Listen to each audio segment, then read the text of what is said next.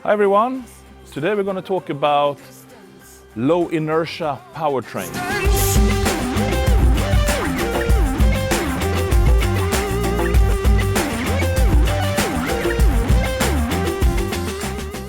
The Jesko V8 is a redevelopment of our previous Koenigsegg V8s. I mean, it's a step-by-step process that we have evolved over the last 20 years. Now we have to comply with even more strict emission regulations, we need more extreme control of everything, but at the same time we want to make it lighter as a whole and even more responsive and even more exciting. And we really developed the engine in direct combination with a completely new and revolutionary light-speed transmission. One of the key things it does, it takes away the flywheel and the clutch between the gearbox and the engine.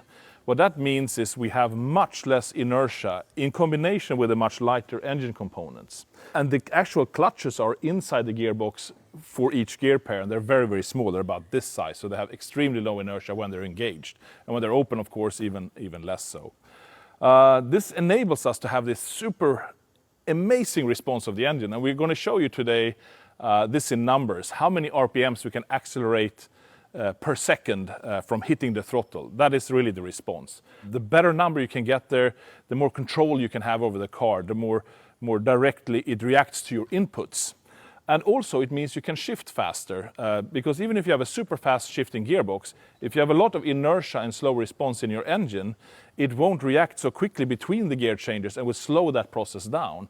So if you have the world's fastest shifting gearbox like we have here, you also want to have the lowest inertia engine to seamlessly play together with what the gearbox is doing to give that maximum performance and most synaptic experience, driving experience you can possibly have.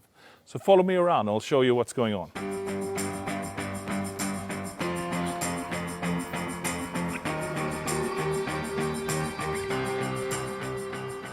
So in this car now, I have a laptop connected to the control system of the car, and we've set up a test file which will tell us how fast the engine is revving per second.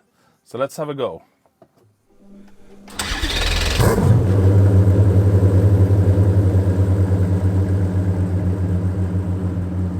So first I will just blip a little bit to get a sense. It's just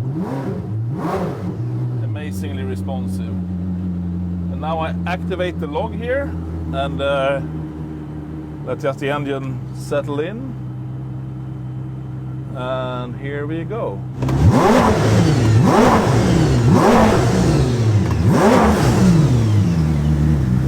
And then we'll check the data. What does it look like?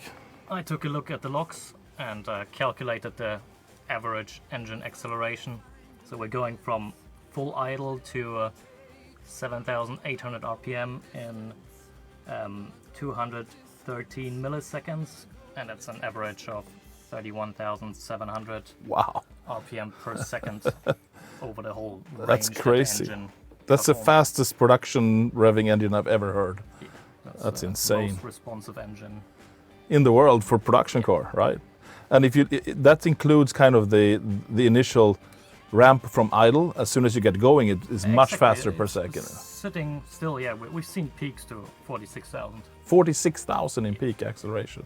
So that's 46,000. in the middle of the ramp where the engine picked up and is accelerating. So when you're actually driving and you're not in idle, you already kind of pre-open the throttles and Exactly. you have the boost ready. I mean, it's even more responsive than this crazy number we get from standstill. In 200 milliseconds, you don't have boost. So if you have boost, it's even faster. Well, folks, there you go. Yeah. Seemingly the world's fastest revving production engine. Today I go